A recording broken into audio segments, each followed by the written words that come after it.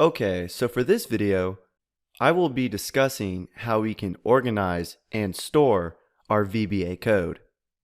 So inside of the Visual Basic Editor within our VBA practice file, over here on our left inside of our project window, what we have here are called modules. And the most common place that we store macros is inside the code module. And code modules can be located within the modules folder.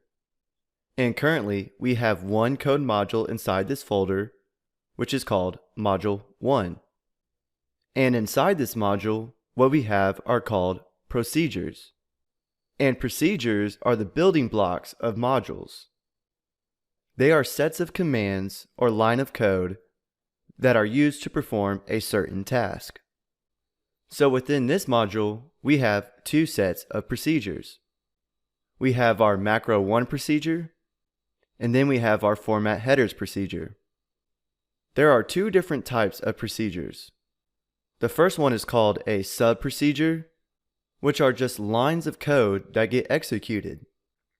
So that's why our format headers macro has the word sub in front of it. This is stating that this macro is a sub procedure. And within the sub and in sub are the lines of code that get executed. So if we wanted to add a new sub procedure inside of this module, we could come down here and start typing sub and then give this procedure a name. I'll just use test for now. And if we click enter, it automatically puts in sub. And then we can start writing lines of code between the sub and in sub. Another way to insert a sub procedure is to come up to our menu bar and click insert, click procedure, and then we can give it a name. I'll just put test 2. And then we can make sure to select sub. And I will talk about the public and private scope here in a minute. But if we click OK, now we have inserted our test 2 sub. The other type of procedure is called a function. And a function is a group of reusable code that returns a value, which then we can use that value inside of our sub procedures. So to insert a function, we can either type function out or come up to the insert tab, click procedure. I'm just going to name it test 3. And then we can select function. And if we click OK, now instead of sub and in sub, we have function and in function. So the lines of code that we write inside of this function will produce a value. And then we can use that value inside of one of our sub procedures and execute a certain task using that value. So you may be wondering, what is a public sub and a public function? Well, for public subs and functions, we can call or use these procedures across different modules.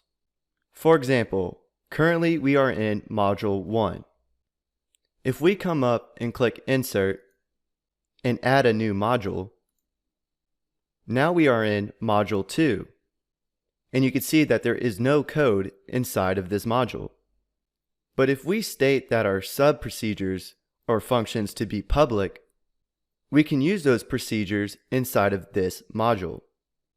Now if I go back to module 1 and we insert a private procedure, I'm just going to name it priv sub. And just letting you know, anytime that you're naming modules or procedures, you are not allowed to have any spaces within the name.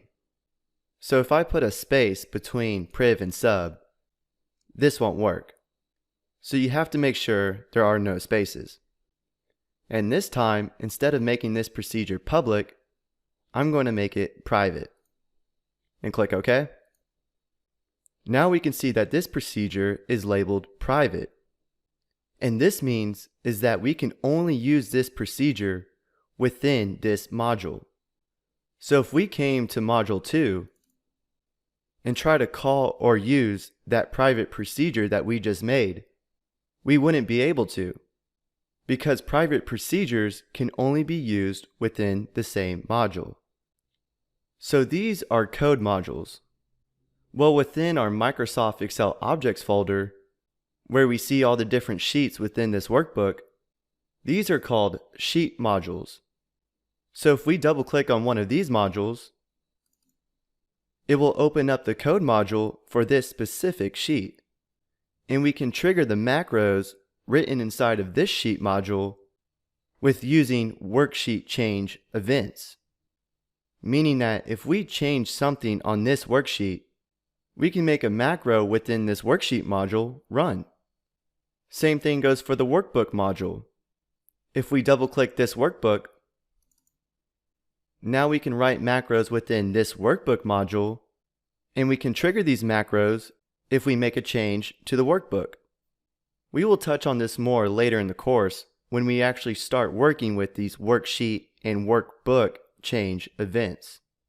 But for now, I just wanted to give you a good idea on how VBA code is stored and explain the structure of different public and private procedures that make up modules.